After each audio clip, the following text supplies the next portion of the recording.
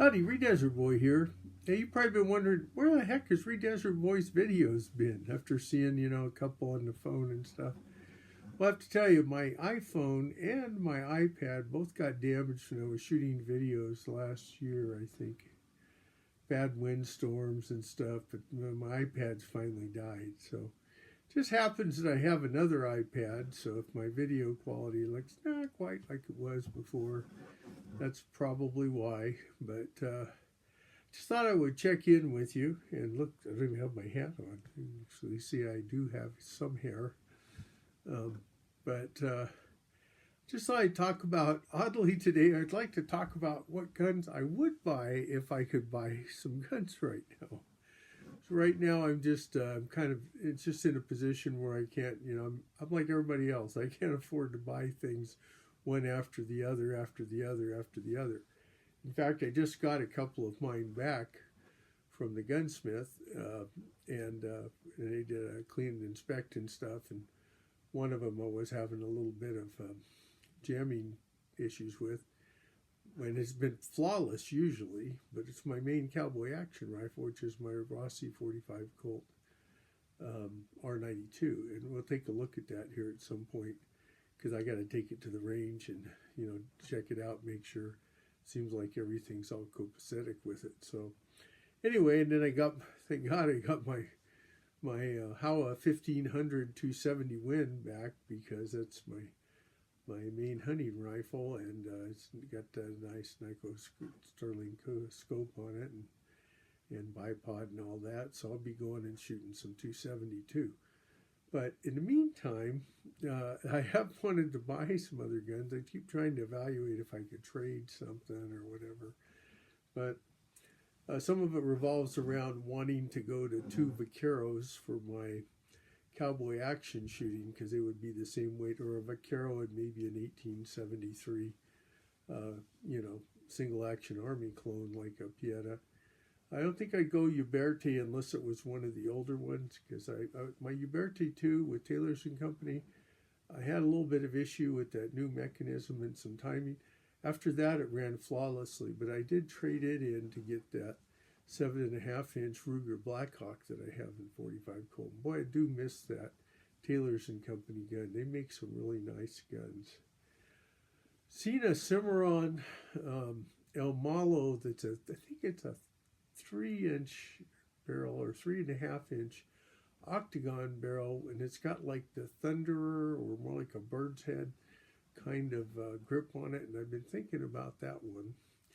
There's also a really nice looking, I think it's also, I think the other one is also a Cimarron. It's got all the ranch brands on it. It's an 1873 clone. It's got these nice white grips. It's got all these, ranch brands all over it. And so there's a couple of them I've been thinking of for cowboy action shooting. My shotgun situation with my 1897 is it'll run great, and then it will kind of jam up. And so I've got to get it looked at now by the gunsmith. So one of the other fellows there in the cowboy action group has been kind enough to loan me his shotgun for that in Wild Bunch.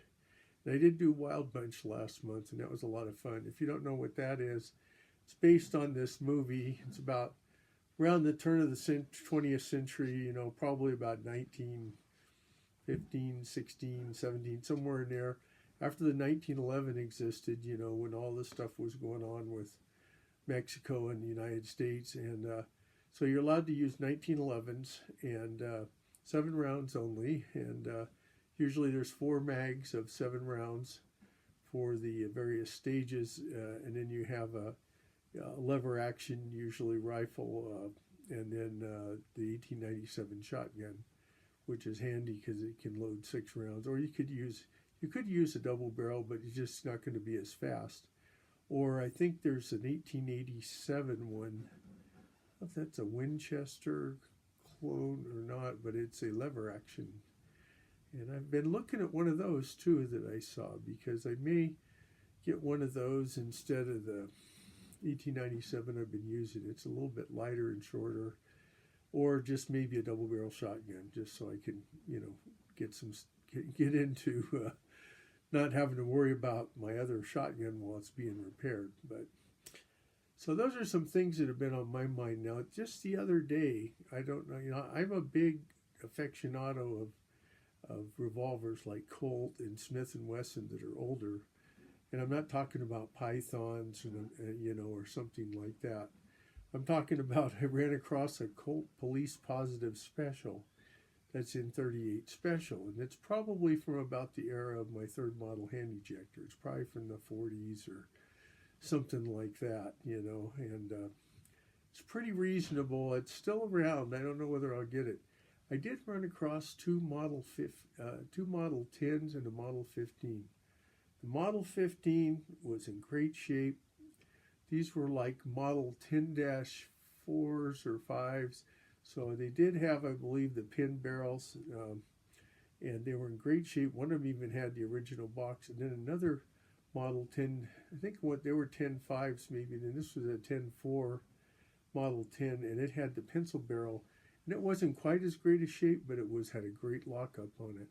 So I went back 2 days later, actually today, and guess what? Somebody came in and bought all three of them, which would be expected. I mean, if I had had the money, that would be probably what I would have wanted to do. So that, along with missing out on a J-frame, what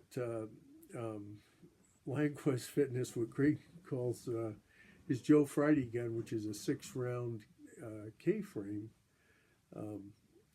Model 10, I think it is,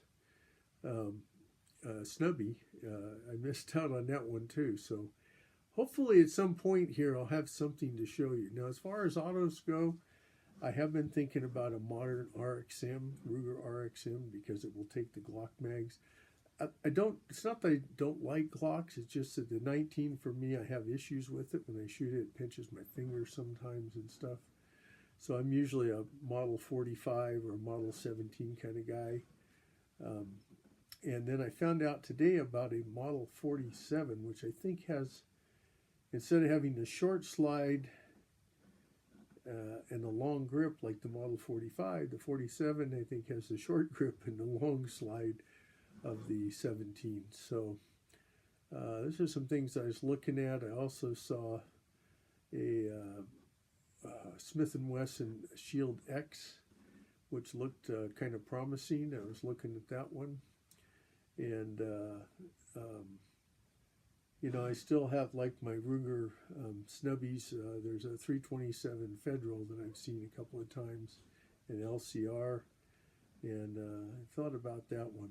As far as rifles go, I have been looking at a Ruger American in 5.56 223 bolt action. It accepts AR mags, and probably match that up with something like more budgetary minded, maybe Athlon scope or something like that, or Athlon optic of some kind.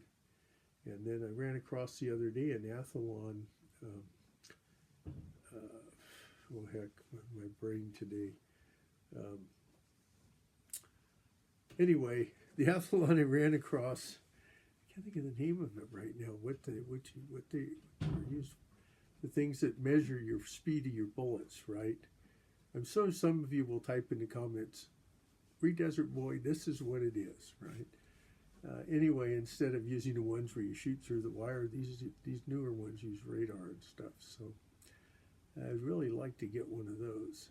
I did go to the range and I shot my 351 PD with some 22 Magnum, and it still has a reliability, even with the best ammo, from time to time where it might have a light primer strike out of the 7. Although I've had some where I've got all through all 7 and it's been fine. So my carries right now, I've been carrying my Sig Sauer Rainbow Titanium Slide 380 with the Holosun 407K and my Ruger LCRX in 9mm. Those have been my primary carries, and on occasion the 351 PD 22 Magnum. So that catches you up with Free Desert Boy. I hope you find this video interesting, and hopefully I'll have a few more things to show you next time I get together with you. So Free Desert Boy always says, be safe out there, whatever you're doing.